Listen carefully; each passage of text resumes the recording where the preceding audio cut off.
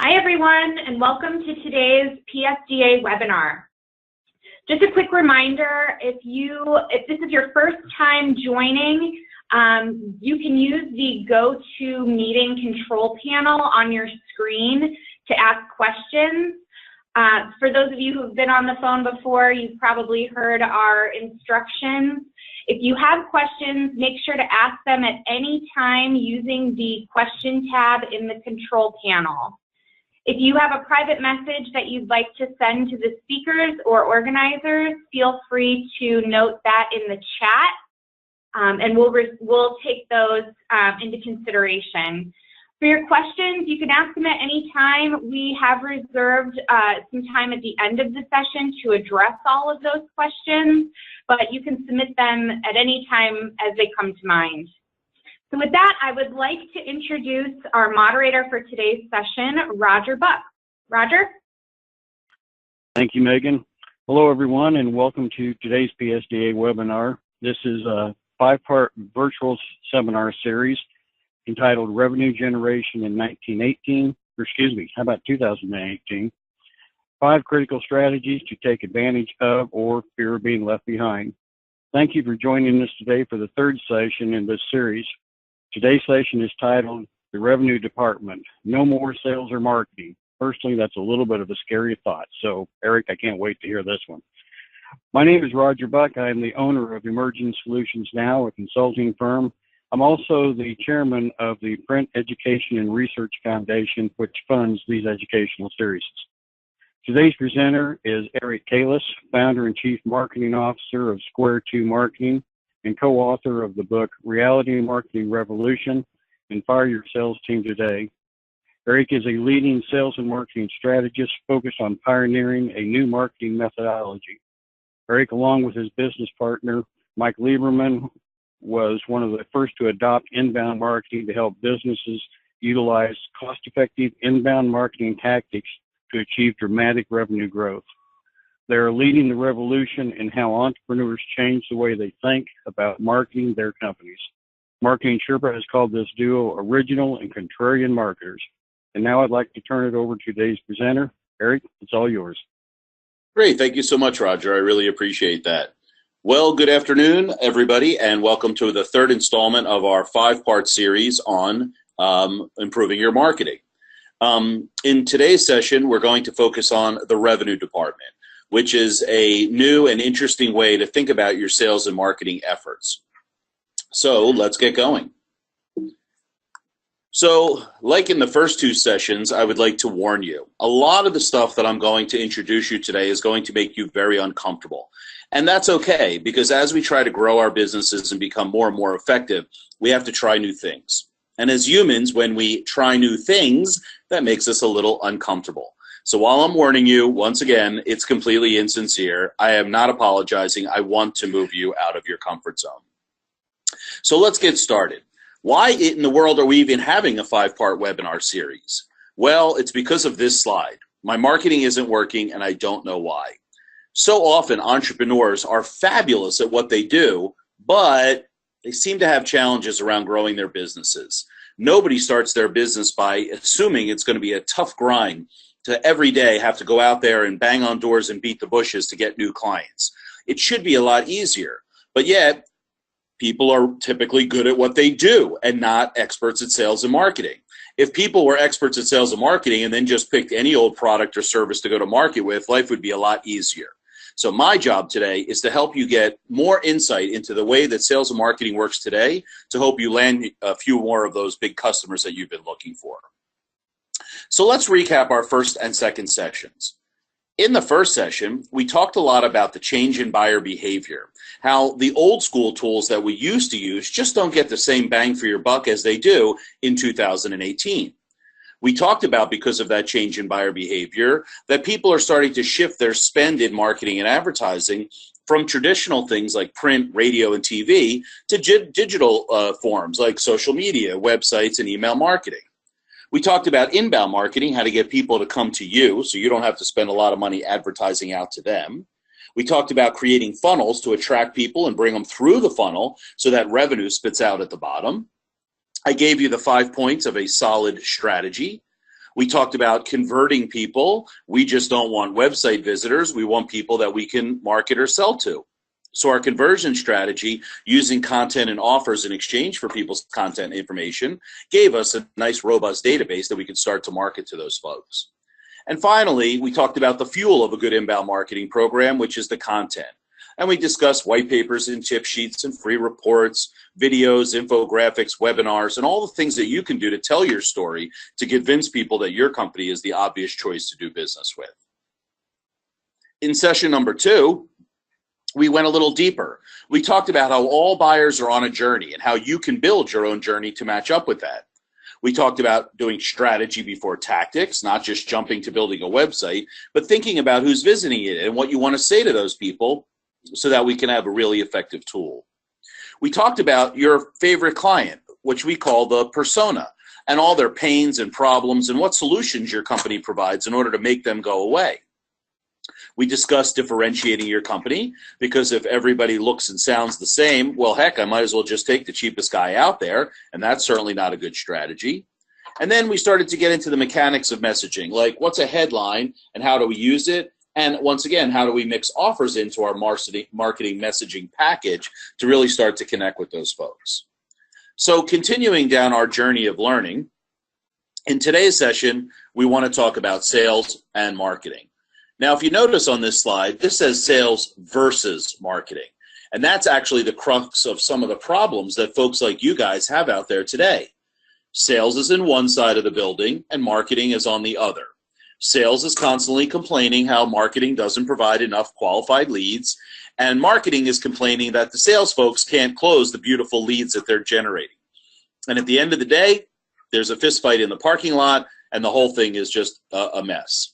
That's what we want to talk about today, is that how can we create what we call a revenue department to make sure that everybody's pulling on the rope in the same direction in order to give us the results we're looking for and enable us to grow our business. So I'll start off with a story of mine. As some of you might have read online, my name is Eric Kalis, and I'm the Chief Marketing Officer for Square 2 Marketing. And what Square 2 Marketing does is help entrepreneurial companies build sales and marketing programs. Well, a few years back, I get a call from one of our clients. He says, Eric, love you, but you're fired. So I'm like, hey, Adam, I don't understand. What's the story here? Well, using our tracking and analytics tools, we know that you first came to us with 30 leads a month, and now we're averaging 300 leads a month, a 10 times improvement. Why would you fire me? He says, Eric, my revenue is not going up. So I said, well, listen, Adam, before you fire us, let's have a little look at what's going on in your sales department. And when my team went there and started to interview their 6-person sales team, we realized very quickly what the problem was. There was no alignment between that sales department and what the marketing team was doing. They didn't know how to handle the leads. The salespeople weren't trained. They had no process. They were attacking some leads and putting other ones in their desk drawer, and it was just a big mess.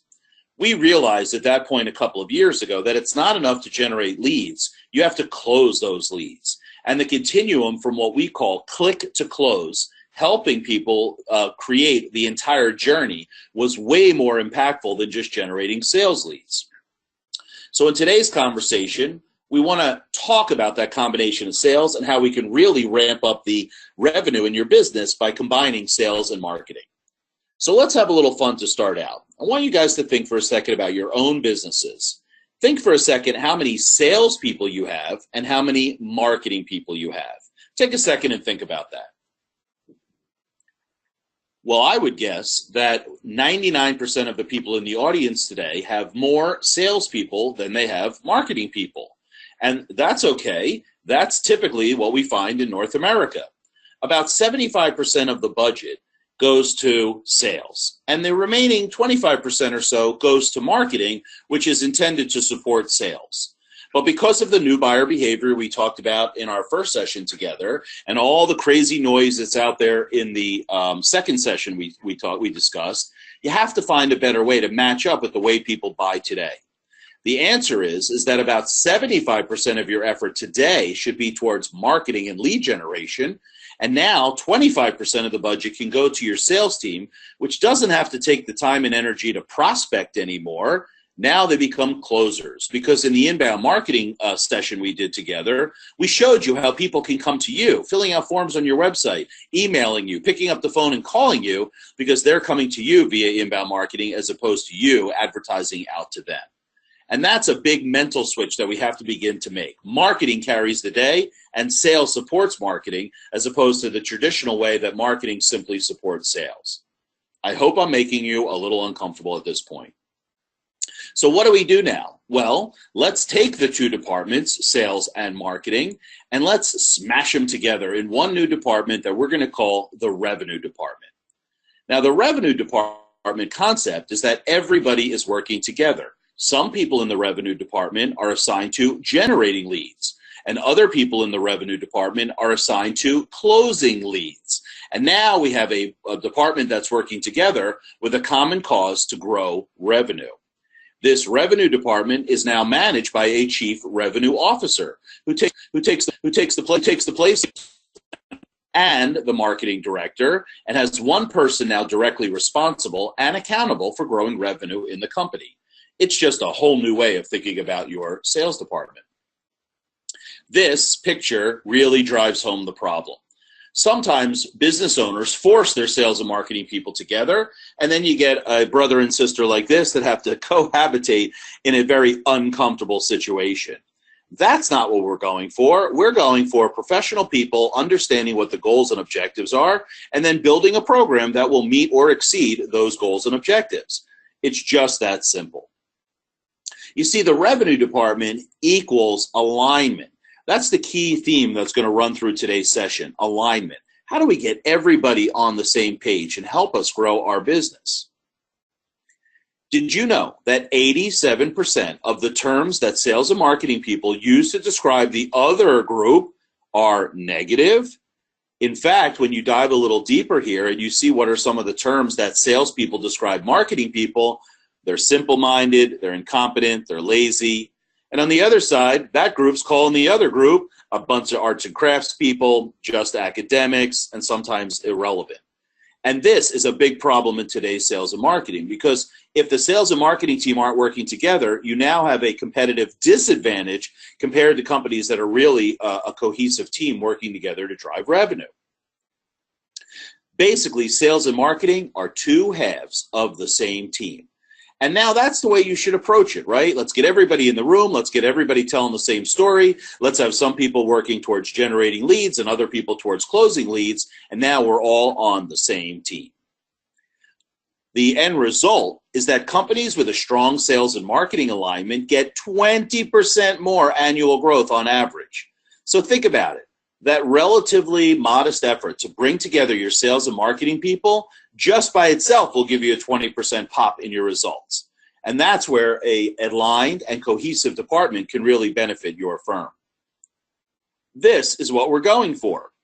The sales guy is on the left in the green, and the marketing guy is on the right in the blue. Their legs are tied together, and they are forced to work together to win the race. And if you can keep this visual in your head, this is a great example of the revenue department's function. Let's get on the same page and start to explore what the revenue department can do for us. So the first concept we want to talk about is that everybody in the revenue department has to have alignment around the goals of the revenue department. Now, this might seem a little obvious, but lots of times in sales and marketing efforts, they're working independently, not knowing what the other side is doing. And that's a huge problem. So let's look at a couple of key metrics that we should develop together as a team that everybody agrees to. Number one, we have to know what our company or our division's revenue goal is. I've been talking to prospects for years, and I'll say, well, how much do you want to grow next year? And they'll say things like, double the business. Okay, well, that would take a tremendous effort and a very large budget.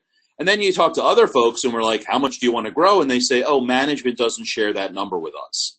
Well, if you're going to be a high-functioning sales and marketing department, you got to know where the end game is. If we're doing $10 million this year and we want to do $12 million next year, now we know exactly where we want to go, which helps us develop a plan on how we're going to get there.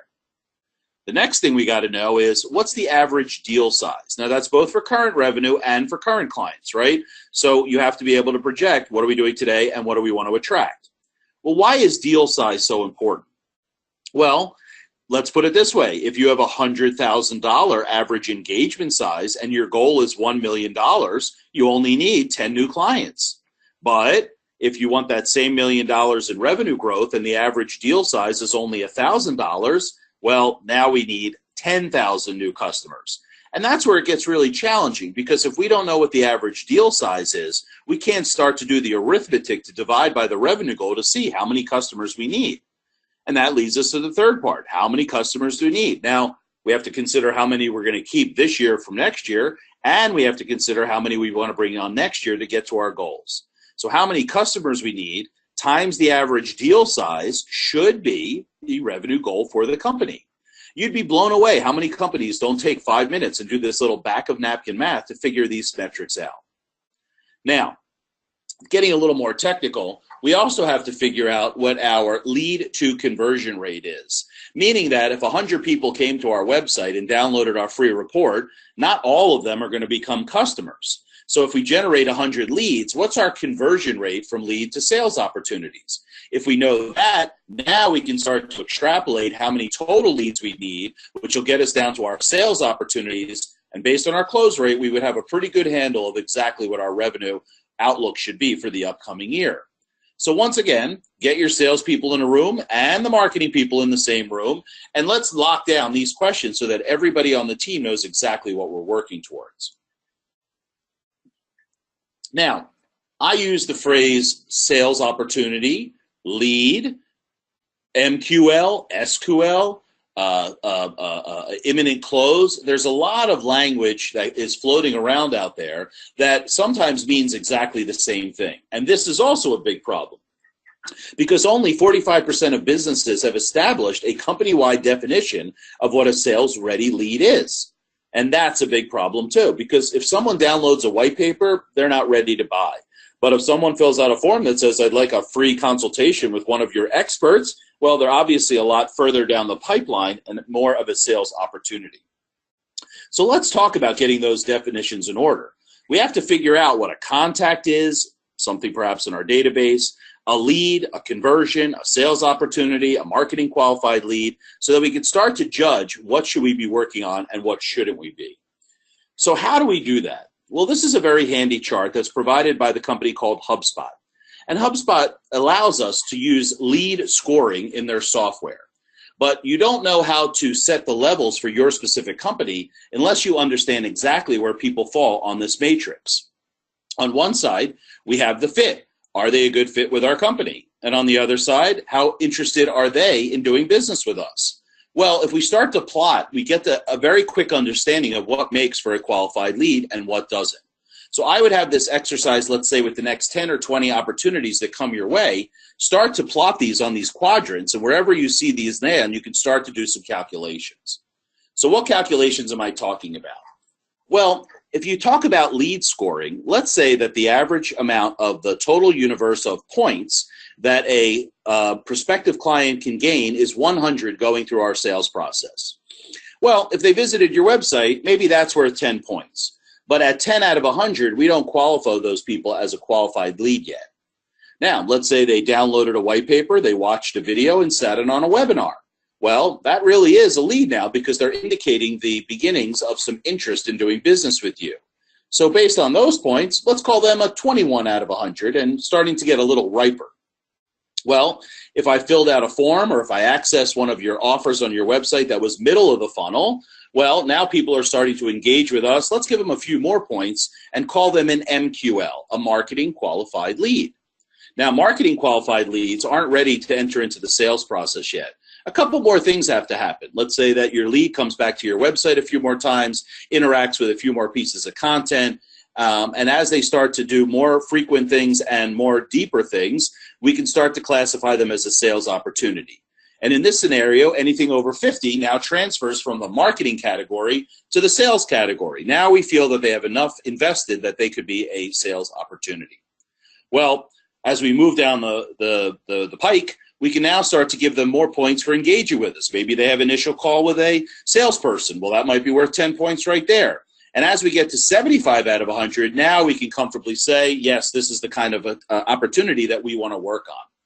And as we talk to them and give them a proposal and start to understand their pains and problems and provide our solutions and start to build that relationship, those points now start to add up to 95 out of 100. Well, at that point, we can call that an imminent close deal because they're so far down the pike that something catastrophic would have to happen in order to lose that deal.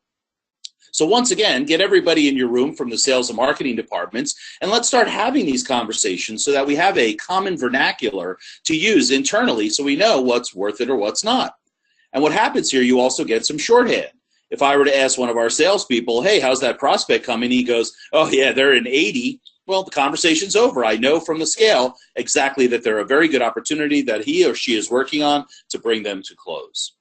I'm sorry if this got a little technical, but this is pretty critical to have everybody in your team understanding what the definitions are of a good qualified lead, also versus visitor, lead, MQL, and SQL.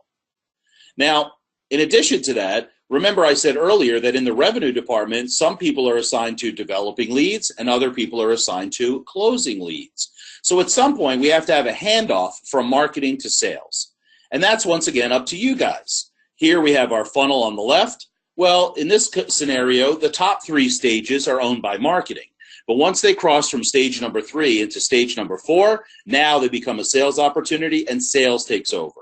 And that handoff is critical because it has to be done in a very elegant way so that the experience that your prospective clients had through your marketing program is consistent with the stories and the execution of your sales department. So while we're all working together, there's a clear handoff here because now those sales people are really trying to close those leads.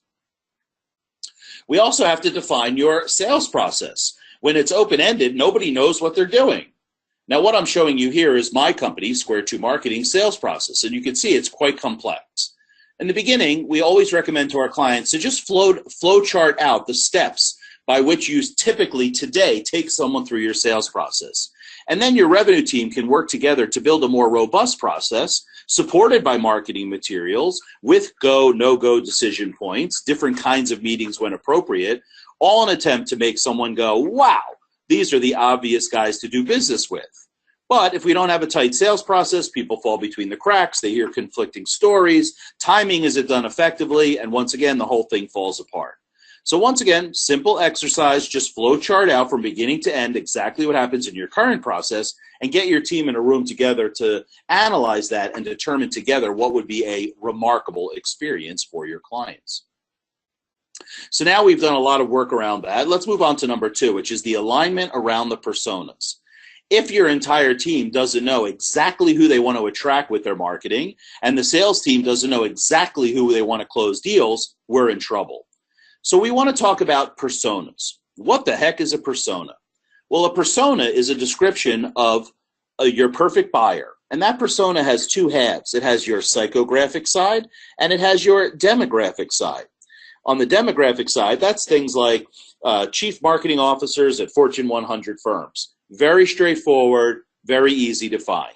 But the psychographic part is a little bit harder. We like people that look to us as strategic partners and not vendors. We look to people that don't beat us up too badly on price. We look for people that take our advice. We look for people that are champions of our business and refer us to other folks. Those are some of the psychographic things that you want to build into your conversation too. Because if marketing knows exactly the kind of person they want to attract and sales knows exactly how to close the kind of person that we want to attract, once again, we'll get an immediate pop in our marketing results. If you think I'm crazy, take a look at Unilever, the giant conglomerate. You do know that they own 6 different lines of ice cream? Even though it's just ice cream, though, each product has its own persona or target market. Because Claire is the family member who loves the healthy ingredients in Breyer's ice cream. But Michelle, she's the party girl that loves a good Magnum bar when you're going out for a night on the town. If we talk to Michelle the same way we talk to Claire, yeah, we don't get the traction we're looking for. So it's really important to have your revenue team understand exactly who they're trying to target and then building out the campaigns necessary to attract those specific folks. Let's turn our attention to number 3, which is all about metrics and reporting. What do I mean by that? Well, we got to know the numbers. We got to not only know the numbers, but we have to share the numbers. What we're looking for is a system that we call closed loop reporting, right? A good example of that is that if marketing is throwing leads to sales and marketing can't see what's working and what's not, they don't know how to dial in the program to attract different or better people. But if we have closed loop reporting, now we're using software to make sure that everybody has visibility into the activity of the prospect. I would suggest two critical tools: a piece of marketing automation software like HubSpot, Marketo, Eloqua, Pardot, Infusionsoft, and some CRM tools, customer relation management, of which Salesforce is obviously the most popular. When you have these tools now, it'll start to generate the data you need so you can start to make those hard decisions and tweaks and enhancements to your sales and marketing program. But if we don't have visibility into the numbers, we really can't make decisions. It all becomes a big guess. And guessing is obviously not what we want to do because it wastes time and money. When you have software, all you simply have to do is look at some of the reports. There's a lot of different data you can gather, and you can slice it a whole bunch of different ways. You could put it in the order like you see here of the stages of a deal. Or, of course, you could go drill down into each deal and look at what's going on there. And at the highest level, we can start to calculate things like close rate and how many people qualified out to help our marketing team understand, are they attracting the right or the wrong people? In our fourth point, we want to create a service level agreement. So what do I mean by that? Well, the marketing folks and the sales folks, no matter how intimate we put them into an office together, they still do two relatively different jobs. And those jobs take priority for them over other things they must do. So if we could have agreement between sales and marketing on what they're each supposed to do, once again, we'll get better results. So what is a service level agreement? Let's say that marketing would agree to provide a specific number of qualified leads to the sales department, and the sales department will agree that they'll work on those immediately and make sure that they follow up at least 3 times so that the sales department isn't wasting the marketing department's time by not following up on the leads that they're generating. That conversation centers around a service level agreement. So marketing promises to sales in this fictitious scenario that they will help get a quota of $100,000 closed for the salespeople, because we know that there's an average deal of $10,000. If we take $100,000 per salesperson quota and we divide it by $10,000 for a deal, we know that we need 10 new customers for each one of our salespeople to make their nut. Well, with a close rate of 50%, that means that marketing has to commit to providing at least 20 sales opportunities to then have half or 10 of them close. And that's the promise that marketing is making to sales. Conversely, the promise that sales is making to marketing is that they won't waste their leads. They'll make sure with X amount of leads and Y amount of hours, they will promise to close deals in at least 3 touches.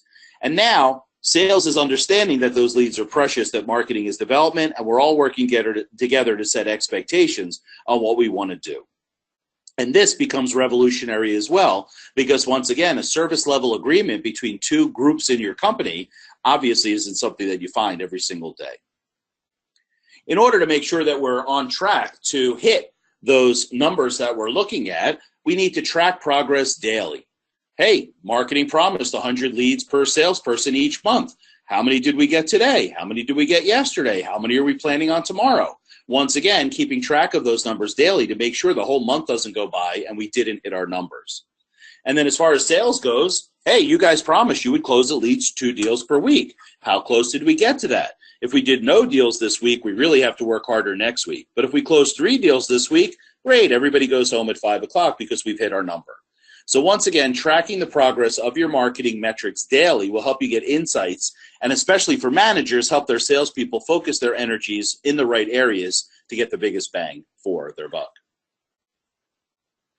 Let's talk about the 5th concept today in a good revenue department. Obviously, we need to maintain open communication. Neither one of these groups can be working in a vacuum, and the more we communicate, the more effective our marketing will be. Here are some suggestions of how you might plan the rhythm of your revenue department. You can have a daily 10-minute stand-up where we just touch on what everybody's working on today and what are our prospects of closing the deals that we know are at the end of the pipeline. I would suggest meeting once a week to talk about the performance of the program and start to plan for next week. Every month, though, I would go much deeper on my planning, starting to develop campaigns and themes around months and quarters so that we do have something interesting to say and a continuous conversation. And then finally, each quarter, I would look back from the quarter in the past and I would do a little post-mortem. What worked and what didn't, so we can learn from our mistakes and constantly be improving as a team to close more and more deals in less amount of time. Whether you decide that this is a good schedule for you or some other schedule, I don't care. But what I do care is that your sales and marketing people are having regular conversations to talk about the performance of your sales and marketing program. And finally, the sixth point that you should definitely consider in a revenue department is this concept about more data and less drama. When you're just winging it, people tend to scream and yell at each other without having the firm facts that they need in order to make sure that the program is running well and they're hitting their goals. But without that data, oh my goodness, we're flying blind. So more data, less drama. And that data dashboard that you want to create has to have three basic criteria. It has to be frequently updated, and even real-time updates are not so hard these days. You want to make it public so everybody knows exactly where we stand today and there's nothing hidden in a desk drawer. And we want to be transparent in the sense that we didn't hit our monthly number last month. Let's talk about what happened, and as a team, what can we do to improve it? So once again, the more data that you can gather on this, the more effective your marketing will be, simply because you'll have the insights necessary in order to optimize that program. The days of just getting your name out there and hoping for a sale are gone, because all the software that we have enables us to have clear insight into what's working and what's not in our sales and marketing program. So just to wrap up before we hit the Q&A area, the whole key takeaway I would love for you guys to take away from this session is alignment. Let's get everybody working from the same page. Just imagine if your sales and marketing teams were working like the guys in this tug-of-war match. Everybody pulling on the rope in the same direction, as hard and athletic as they possibly can, would give you the results that is easily going to surpass a divided effort between sales and marketing today. So think about these hardy folks as they pull on that rope and how effective it would be if your sales and marketing people were all pulling on the rope in the same direction. Other takeaways that we talked about today, once again, let's align ourselves around goals. Too often we don't take the time to set those goals and then let everybody know exactly what they are so we can all work together to achieve the success that we anticipated at the end of the year. We want to talk about those personas and make sure everybody understands completely who we're attracting, what are their definitions, and even more importantly, who do we want to repel? Because if we repel the right people, that makes it even easier for our salesperson to spend the time necessary with all of the qualified sales opportunities. We talk about metrics and reporting, right? Let's get the numbers out there and let's look at them, and I mean frequently, so that we can understand exactly what's working and what's not in our program. Get sales and marketing to shake hands and create a service level agreement so that we all agree who's responsible and accountable for what, and that way everybody's working just a little harder because nobody wants to let down their teammate. Let's maintain that open communication so we know exactly what's working. Whatever your meeting rhythm is completely up to you, but that nice regular rhythmic meeting of the team enables you to get more done in less time. And finally, due to tools like HubSpot, Marketo, Salesforce.com, Google Analytics, let's get all that data collected into one place, have someone rip through it, and talk about 3 things each month that the data shows us that we could be doing better. And that would make for an excellent revenue department. So, before we go on to questions, I want to remind you that my partner Mike have written several books on these topics. Feel free to pick one up on Amazon or download it to your Kindle or Fire. We guarantee you that by doing some of the things that we recommend in these books will give you, once again, an immediate pop in your marketing results. I'd like to extend a special thank you to Eric for today's virtual session. That was fantastic, just like the other two. Eric will be back for additional seminars. We hope you'll join us for the next session. That will be entitled Lead Generation, Conversions, Databases, and Nurturing. That's going to be a really good one. And Eric, I got a comment. Your first slide that said, fire your sales and marketing team. Now I get it. I really like the content you put in here about making those two operations work better together. The next session will be on March 13th at 12 o'clock Central Time, 1 p.m. Eastern Time. Look forward to seeing you all then. And for those of you attending the CEO Summit, I'll see you next week. Thanks for joining us. Take care.